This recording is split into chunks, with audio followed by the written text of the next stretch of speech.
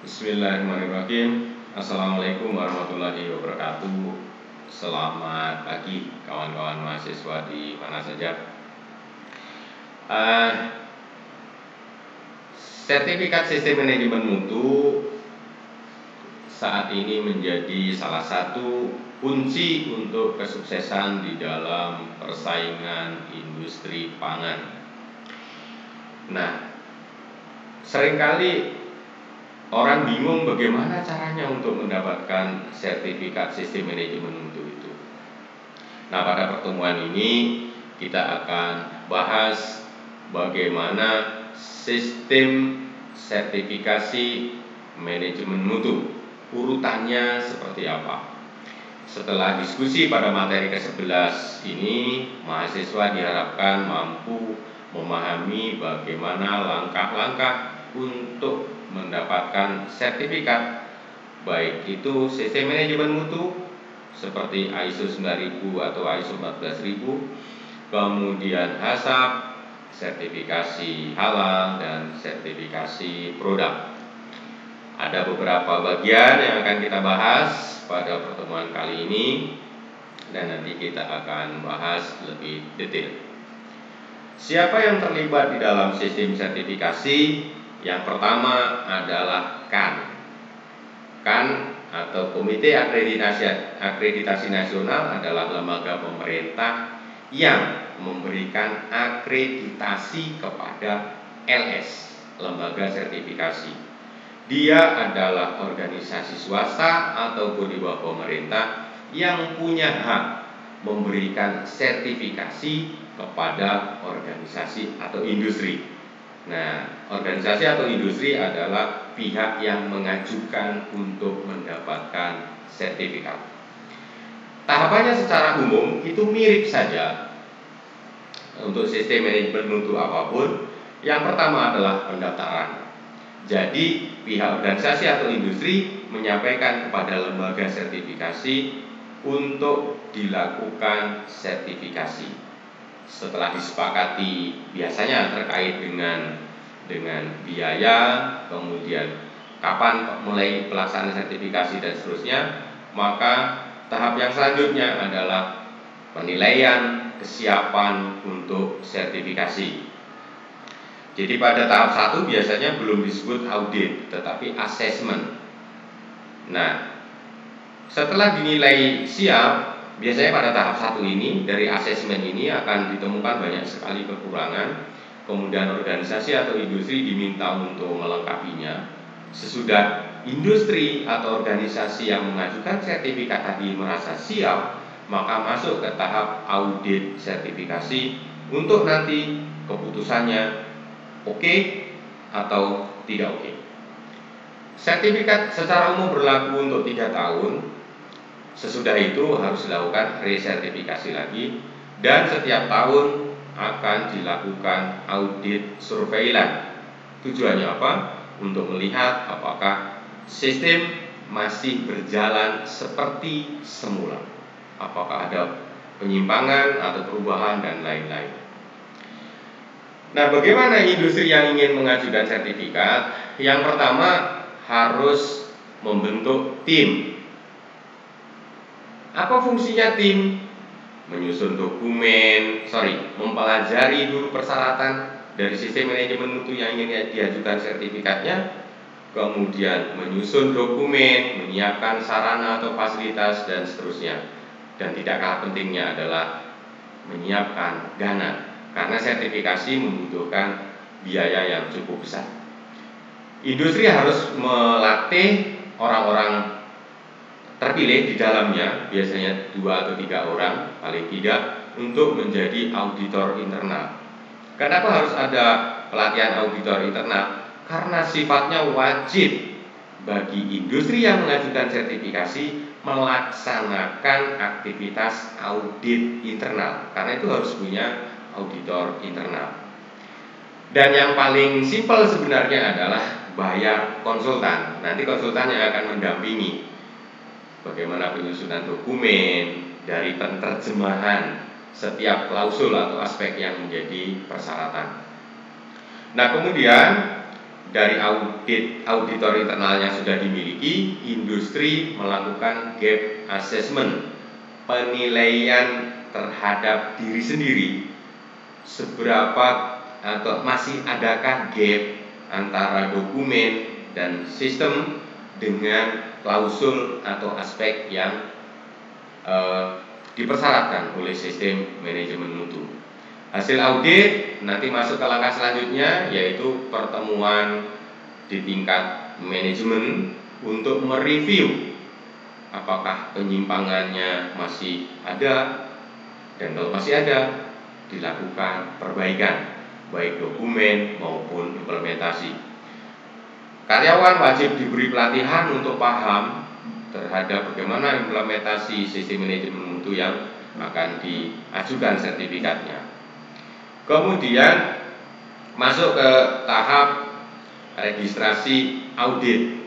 Jadi ketika sudah merasa siap karena sudah melakukan perbaikan, barulah industri mengajukan audit, baru mengajukan sertifikasi, dan nanti akan diaudit oleh lembaga sertifikasi sampai kemudian diputuskan apakah layak untuk mendapat sertifikat atau tidak.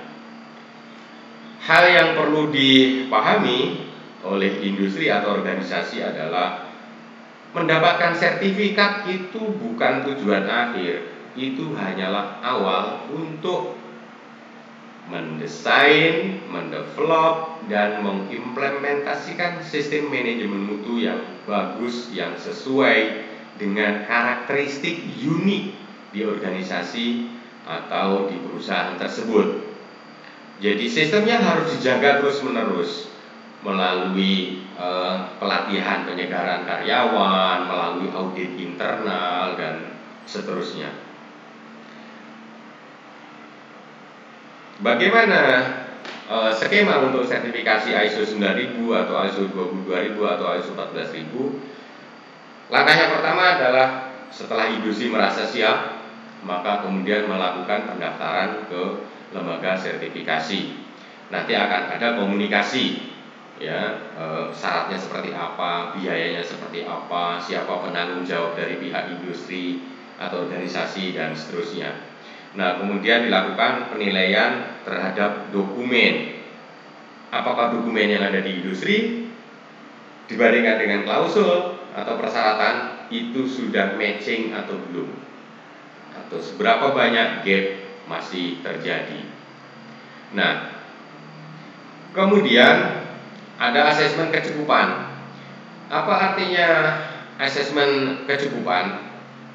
Ketika sudah dilakukan asesmen terhadap dokumen, maka pihak industri bisa mengajukan kepada LS, tolong di asesmen dulu sebelum audit untuk sertifikasi. Jadi kalau yang tahap sebelumnya itu adalah penilaian atau asesmen dokumen, sekarang penilaian termasuk implementasi di lapangan. Begitu industri sudah merasa cukup, langkah keempat ini boleh tidak dilaksanakan, tapi bagus kalau dilaksanakan. Supaya apa? Ketika full assessment atau audit itu tidak terlalu banyak penyimpangan atau temuan, sehingga sertifikasi bisa lebih cepat. Untuk HACCP mirip saja skemanya. Jadi perusahaan mendaftarkan ke lembaga sertifikasi, kemudian perusahaan harus menyusun rencana kerja jaminan mutu atau biasa dikenal dengan HACCP plan. Setelah HACCP plan terbentuk, maka tim internal, auditor internal itu harus mereview dan menilai apakah HACCP plan yang dibentuk, yang disusun tadi sudah sesuai atau belum. Kemudian dilakukan validasi, cek di lapangan, bener nggak suhunya sekian, bener nggak konsentrasi BTP-nya sekian, bener nggak waktu pemanasannya sekian, dan seterusnya. Nah, itu divalidasi di lapangan. Begitu sudah siap, maka kemudian industri boleh mengajukan atau menyatakan kepada LS bahwa kami siap untuk diaudit. Nah, kemudian LS akan mengaudit HACCP sistem di industri itu, Kemudian kalau ada temuan, industri harus melengkapi kekurangan, dan terakhir ketika dianggap sudah sesuai, maka sertifikat dapat diberikan. Untuk sertifikasi halal ini berbeda dengan sertifikasi yang lain, karena sertifikasi halal ada di ranah Majelis Ulama Indonesia. Jadi bukan di bawah Komite Akreditasi Nasional, tetapi di bawah Majelis Ulama Indonesia. Tetapi skemanya mirip, di mana industri yang mengajukan sertifikasi halal dia harus mendaftarkan diri, kemudian menyusun rencana sistem jaminan halal, termasuk panduan halal, kemudian SOP, instruksi kerja, dan seterusnya. Kemudian melakukan sosialisasi kepada karyawan, dan karyawan juga harus dilatih tentang apa itu halal, apa tindakan yang boleh, tindakan yang tidak boleh, tindakan yang harus dilakukan oleh karyawan dalam mendukung sistem jaminan halal di industri tersebut. Kemudian industri harus menyusun prosedur-prosedur yang dibutuhkan. Nah, kemudian dilakukan audit internal. Jadi untuk jaminan halal pun industri itu harus punya auditor internal halal. Jadi setelah semua dokumen dirasa cukup, maka industri melakukan audit internal. Jadi dari tim mengaudit industri itu sendiri.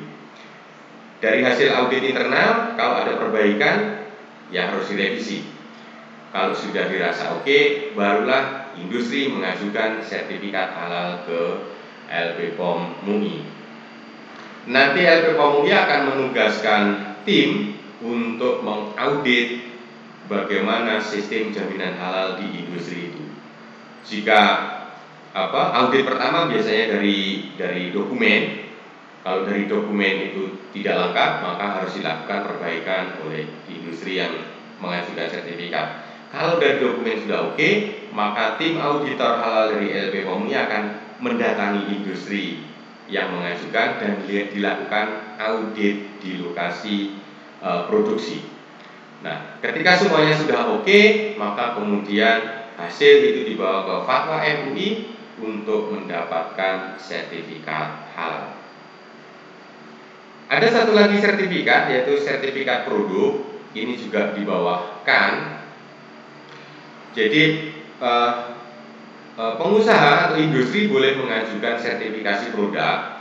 Tujuannya apa? Supaya nanti mendapatkan tanda mutu, ya, tanda SNI. Sertifikasi produk untuk mendapatkan tanda SNI hanya bisa untuk produk yang sudah ada SNI-nya. Nah, apa tujuan penerapan SNI produk? Yang paling utama adalah industri mampu memberikan keyakinan yang lebih baik kepada konsumen di dalam negeri atau di luar negeri bahwa mutu produk yang dihasilkan itu sesuai dengan standar nasional Indonesia. Industri bisa lebih bersaing di pasar bebas, konsumen bisa lebih percaya, kemudian daya jual produk lebih meningkat, dan seterusnya. Yang perlu dijadikan catatan adalah dengan SNI hampir bisa dipastikan produk akan meningkat omset penjualannya. Karena apa? Tanda SNI itu boleh ditempelkan di kemasan.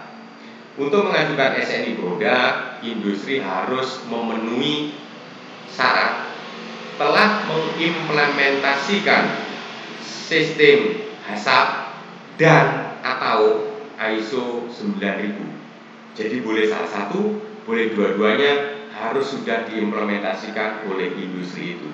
Tapi tidak harus sudah sertifikat, ya. Jadi sudah harus mengimplementasikan, tapi tidak harus bersertifikat. Nah, kemudian langkahnya apa? Pihak LS itu akan mengecek dulu sistem manajemen mutu di industri yang mengajukan SNI produk atau sertifikasi produk. Apakah sistem manajemen mutu HACCP atau ISO 9000 sudah diterapkan atau belum. Kalau belum, langkah untuk pengambilan contoh produk tidak bisa dilakukan. Tapi kalau industri sudah memenuhi syarat, maka pihak lembaga sertifikasi bisa mengambil contoh produk untuk diuji di lab analisis yang terakreditasi, baru kemudian diputuskan apakah SNI produk itu bisa dikeluarkan atau tidak. Nah, ini adalah gambaran umum untuk proses sertifikasi produk. Jadi ketika industri sudah mendaftar, maka ada dua hal yang akan diperiksa. Yang pertama adalah dari sisi industrinya itu sendiri akan diaudit oleh lembaga sertifikasi produk, apakah sudah menerapkan, industri itu sudah menerapkan HACCP dan atau ISO 9000 atau belum. Kalau sudah, barulah kemudian produk itu diambil contohnya oleh petugas yang ditunjuk oleh lembaga sertifikasi, kemudian dibawa ke lab pengujian. Lab pengujian ini pun harus mendapatkan akreditasi dari CAN, jadi tidak bisa sembarang lab pengujian. Nah, hasil pengujian berupa sertifikat hasil uji produk, kemudian dikirim ke lembaga sertifikasi produk untuk diputuskan apakah pemberian sertifikat produk itu bisa diberikan atau tidak. Jadi sertifikat sistem manajemen mutu, sertifikat halal, sertifikat produk dan lain-lain itu diperlukan oleh industri untuk meningkatkan kinerja. Jadi yang pertama meningkatkan kinerja diri sendiri supaya menjadi lebih baik dari yang sebelumnya. Kemudian mampu memberikan keyakinan kepada konsumen atau klien atau mitra sehingga nanti daya saing dari produk itu akan lebih bagus. Sertifikasi sistem manajemen mutu dan sertifikasi produk diberikan oleh lembaga sertifikasi yang telah terakreditasi oleh CAN. Tetapi untuk sertifikat halal dikeluarkan oleh LPPOM MUI, Majelis Ulama Indonesia. Jadi berbeda dengan sertifikat sistem manajemen mutu dan sertifikat produk. Proses sertifikasi hanya dilakukan pada industri yang mendaftarkan diri. Kalau tidak daftar ya tidak akan dilakukan sertifikasi. Dan yang paling penting, sertifikasi itu bukan akhir dari sistem manajemen mutu ataupun halal ataupun HACCP dan lain-lain. Tetapi itu langkah awal untuk mendevelop sistem supaya kinerja industri bisa semakin bagus di masa yang akan datang. Terakhir, tidak terlalu sulit untuk mendapatkan sertifikat. Kalau Anda ketika nanti berada dan bekerja di satu industri, terus Anda bingung, pilihannya sederhana. Anda bayar konsultan untuk mendampingi Anda, atau Anda langsung menghubungi pihak lembaga sertifikasi. Anda akan dibantu sepenuhnya tentang bagaimana skema atau prosedur untuk pengajuan sertifikat. Demikian, moga-moga penjelasan saya clear, mudah dipahami, dan bisa Anda terapkan di dalam kehidupan Anda. Terima kasih. Assalamualaikum warahmatullahi wabarakatuh.